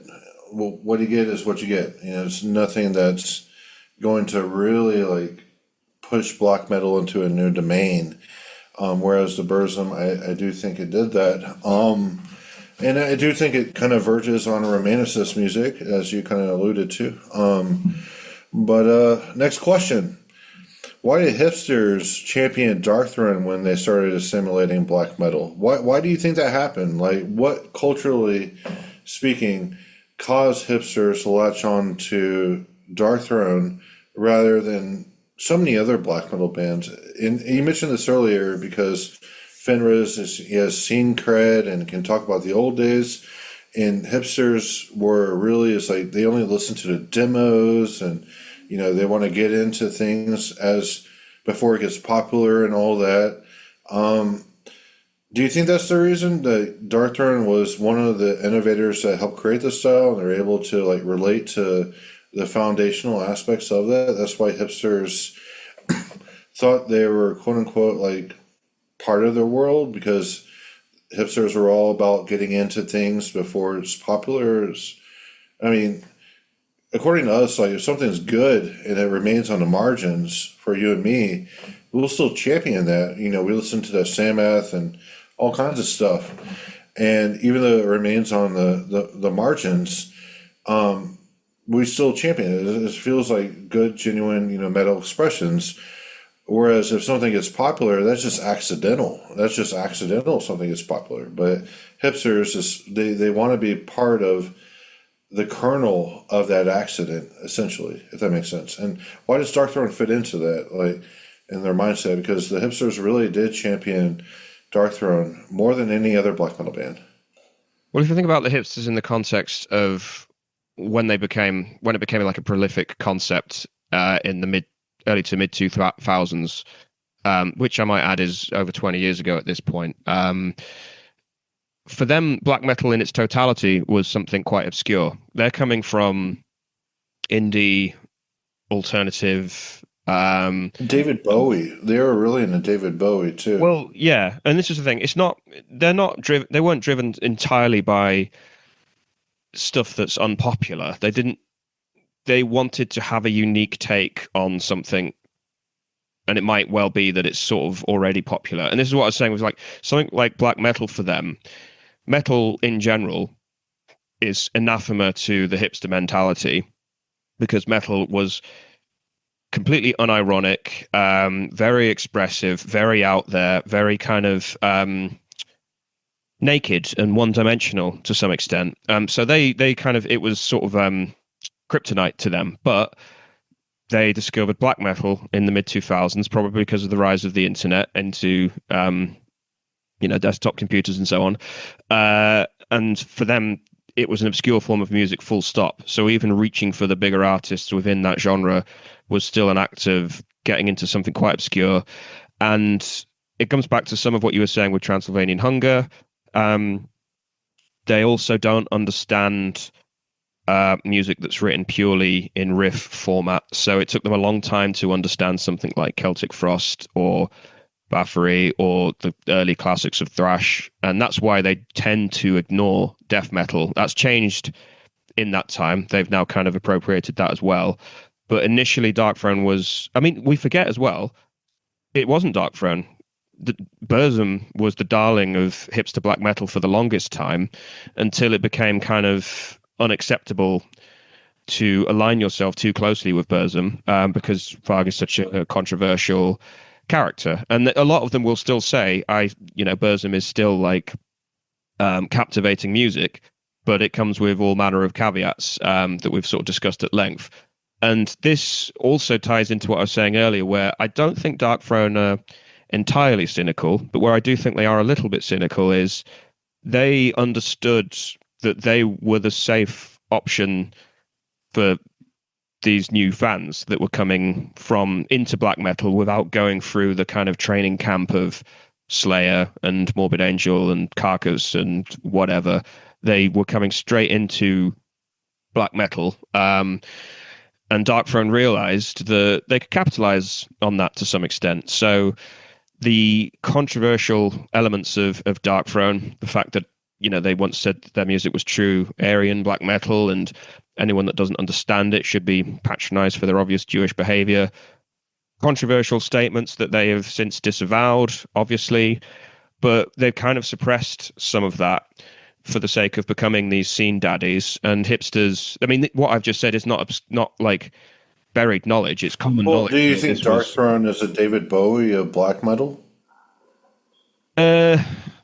No, because David Bowie goes through too many shifts and metamorphoses. He lurches around styles and forms too much. I would say. So does Darkthrone. Come on, dude. Darkthrone. No, I would say Enslaved are probably the David Bowie of black metal. If we're talking literally, but no, I mean like Darkthrone kind of they suppressed some of that more controversial past, and yeah, I don't think Fenris's heart was really in being that kind of contrarian or whatever, but at the same time I think hipsters have kind of willingly forgotten that because he came from Argentina, right? Like he's part Argentinian. Fenris. Yeah, his family comes from Argentina. Well, okay, but what I'm saying is the hipsters have willingly forgotten some of these more controversial aspects because they need a kind of just a safe option, a safe champion for that form of black metal, and Burzum is no longer it, even though they might acknowledge that Burzum has the more captivating sound. He's what's the word? He's too controversial. You can't touch that anymore. So Darkthrone is the go-to option, and people will say, well, yeah, we're most influenced by Transylvanian Hunger, and that's how Darkthrone have capitalized on that. And since that time, since the mid-2000s, the hipsters have started to pour through death metal. They've started to pour through doom metal and classic metal and so on, and maybe even to some extent thrash.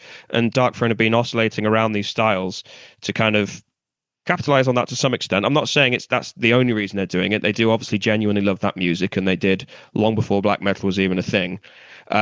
But it's kind of this self-referential feedback loop of the hipsters loving Darkthrone's legacy, loving what they're doing now or claiming that they do, and then Darkthrone getting applauded for feeding into it every now and then. I would say, that they're not the only ones that have done this, but it's kind of a, what's the word? Mutually beneficial relationship to some extent. I don't know if that answered your question. It was kind of a roundabout answer, but yeah. No, you're able to expound on a lot of characteristics of why Darkthrone, caters to the hipster mentality. But it is specifically not intentionally. It does not intentionally cater to the hipster mentality, but no. But it is specifically, I think, Transylvanian Hunger. There's some bird feed for the hipsters to feed on. Yeah. So, next question. Why is Darkthrone for girls? Is it the same reason why Satyricon is for girls? Oh, God. I'm a boy. I like Darkthrone.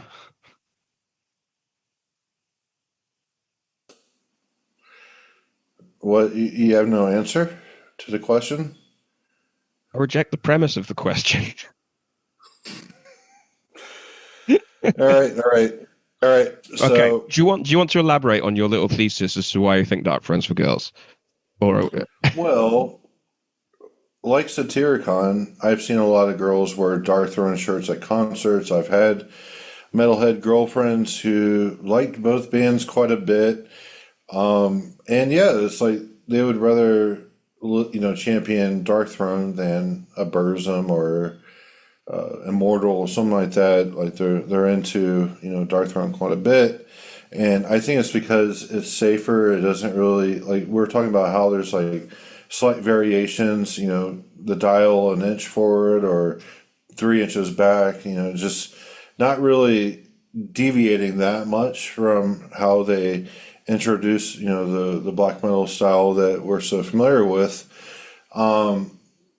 But there's an element of safety there that, like once you get familiarized with those forms, I guess it's just habituated where it's just part of, their metal outlook, which can be like an institutionated node of perception in that regard. But yeah, sorry, I've had quite a few Michelob orders.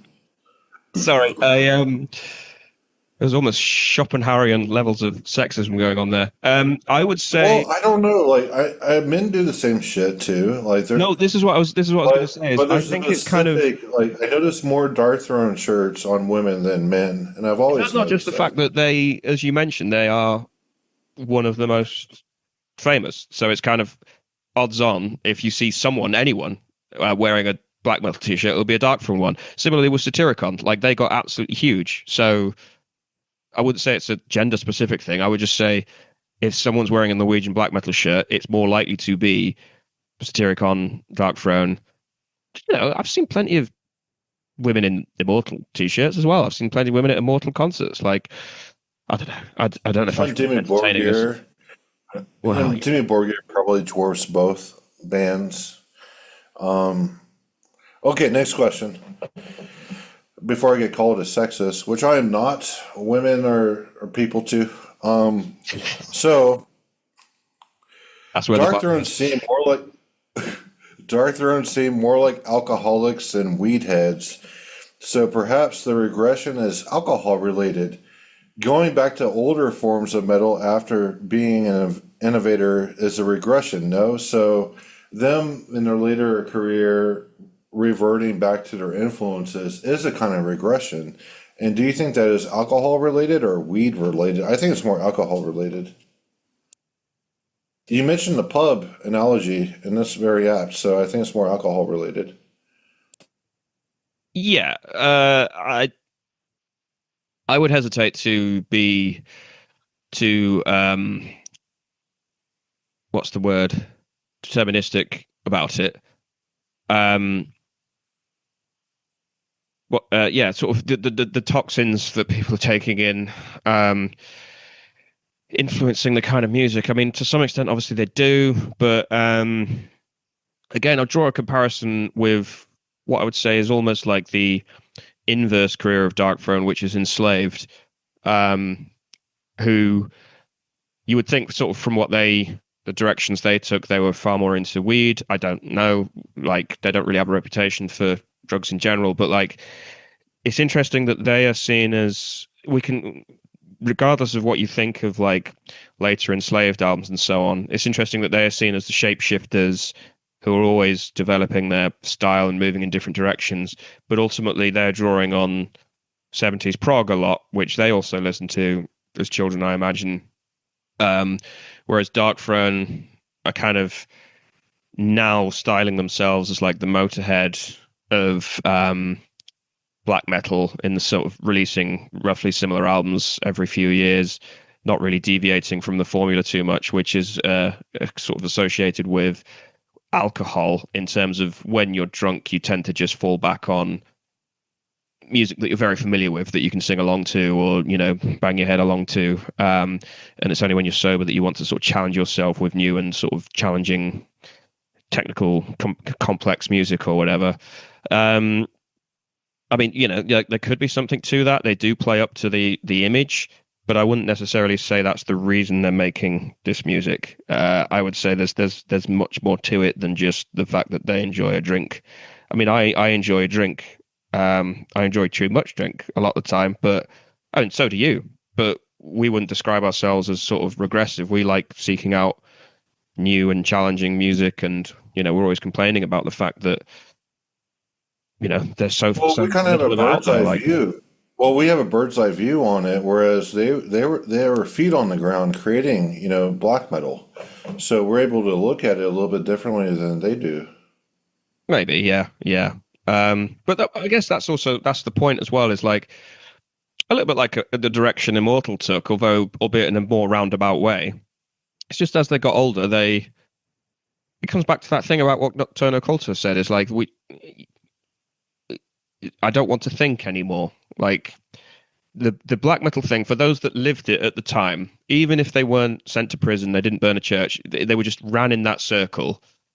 But they had friends that were, topping themselves, and they had friends murdering each other, and suddenly the music that they were making as very young people, let's remind ourselves, was sprawled across magazine spreads, and being associated with this stuff. And then suddenly they were seen as like the flag bearers of this very confusing concoction of different provocations, it was probably quite traumatic for a lot of them, and regressing into the thrash metal you liked as a kid, or the heavy metal you liked as a kid, or the progressive rock that you liked as a kid, would seem like quite a logical thing to do. Is just actually, no, I need to step away from all of this. I'm not an ideologically driven person. I'm just a musician. I just want to make the music that I like and disassociate it from all of this sort of topsy-turvy stuff. Like, I read an interview with Fenriz from around the release of Panzerfaust, where it was from like a far-right fascist zine, I think. So he was kind of challenging Fenriz on why he's tried to row back on the racist statements that found their way onto Transylvanian Hunger. And Fenriz was sort of complaining as like, oh, look, the liberal press has already torn me to pieces for that. Now I'm being torn to pieces by the underground press, and I'm just sick of it. And you could see the process happening in his own mind of just, I just want to make music now. And like, from that perspective, I could hardly blame him. And, you know, the albums that he's made since then haven't been terrible. They haven't been anywhere near as good, but they came from a place of great, like, conflict and, I'm not say suffering, but yeah, a place where of great kind of discomfort and discord. And that's true of all of those black metal artists as well. And I could see why they'd want to just, you know, fall back on the music itself. And that's kind of one of the reasons why it did decay to the extent that it did by the late 90s. I see. Yeah, you've kept up with this band quite a bit, Shelley. Like I said, they were just a gateway band for me, but for you, they seem to be really important. So, well, they're important to black metal, and black metal's important to me. they I did are also, important to black metal. believe it or Well, not, I did some prep for this episode. So, yeah, it's unfortunate Joseph and Tyler couldn't join, but you're stuck with me. no, I But like having a bit of a debate sometimes. It's good. well, it's more of you, working through your logic and these answers. So I'm glad I wrote down some questions to have you open up a little bit. And you did a really good job. So, yeah, I could definitely see why you have a master's in philosophy. And you did an analytic I did philosophy analytic, yeah. rather than a continental. Well, thank you. I thought I was I'm more more of a, continental. I'm more continental. you are, yeah. No, sorry, I thought that was more of a drunken rant, but I'm glad some of it made sense. No, it was good. It was good. I liked it. And I miss chatting with you, Shelley. I always tell people at university, my friend Shelley from Hate Meditations, he has a master's in philosophy. He's cool. He's a doctrinaire Marxist. You would like him too. Dude, I could introduce you to some hairy armpit women and, yeah, In Darkthrone t-shirts. and Darkthrone t-shirts. Cool. Yeah, good times. Yeah, good times. Any closing thoughts on Darkthrone before we wrap up then? I wish they would just retire. Yeah, that's probably. I can't disagree with you there. I don't think they will. There's too much skin in the game now. But I think they're just part of the scenery that we kind of just have to put up with, and every now and then will be ours what our opinion is, and we'll just have to sort of treat it like that uncle that we have that's kind of lost it. Right. All right. They Well, have it's to great be chatting, invited Shelley. to. Yeah, they have to be invited to Christmas, but just sit them in the corner and ignore what they say. Right. All right. I enjoyed the chat. Thank you for having me. Thank you very much for your contributions. Yeah, it's been good to have you back on. And if you're still with us, thank you very much for listening. And if you haven't heard of Darkthrone, I recommend you check them out. And yeah, enjoy the rest of your day. Goodbye.